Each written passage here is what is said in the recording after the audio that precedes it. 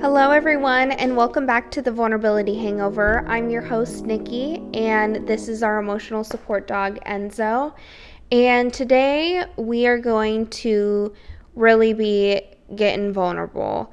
I'm going to give you guys a trigger warning right now because this next episode is going to dive into my eating disorder, drug addiction, and sexual assault. But before we jump into this episode, I am going to pull an affirmation from our affirmation/gratitude deck.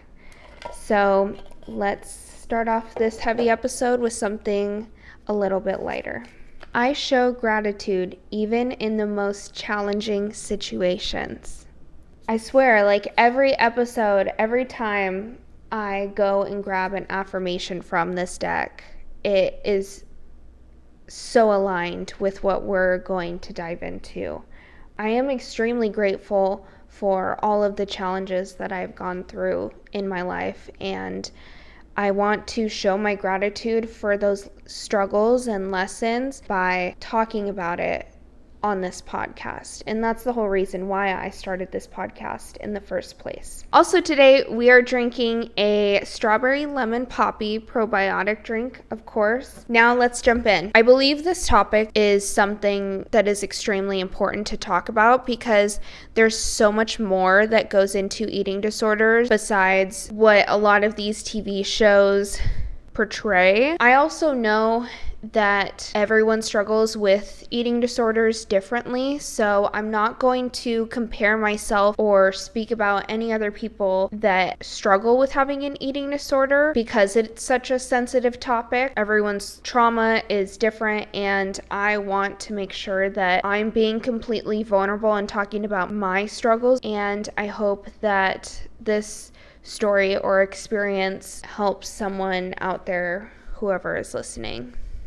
This is also a pretty vulnerable topic for me because I've always been pretty comfortable posting about my body, but I never really talked about the struggles that I've had with my body. This is something that I feel like a lot of people go through, and there's a lot more to it than just preventing yourself from eating, over consuming food and all that stuff. How it all started. I've always been very petite, but I've always had naturally a bigger butt. I can remember the first time someone ever made a comment about my body, and there were some girls that would pick on me for having a bigger butt, which sounds super weird because of how society is nowadays, and a lot of women are going out of their way to get cosmetically filled like how my body is, and I'm not trying to brag or anything, but that's just weird to think that back in the day I was really getting picked on. But the body standards, I guess you could say, for when I was going through like elementary school and middle school were very much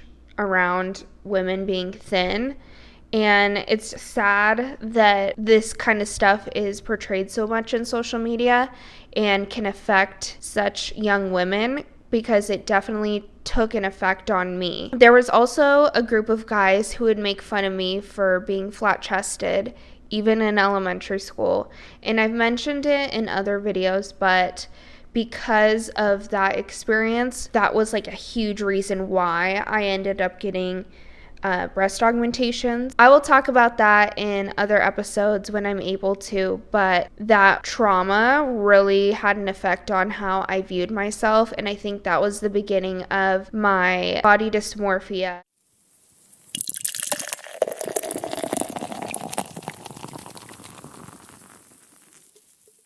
I hope this helps someone out there. If you know someone that is struggling with an eating disorder, please be gentle with them and approach the conversation in the most non-judgmental way that you can, because it is a touchy subject and some people might be in denial just like I was. Thank you guys so much for supporting this podcast and listening to it. Please make sure to like, rate, review, and subscribe wherever you listen to podcasts. And I will see you guys in the next episode. Thank you so much. Okay, love you. Bye.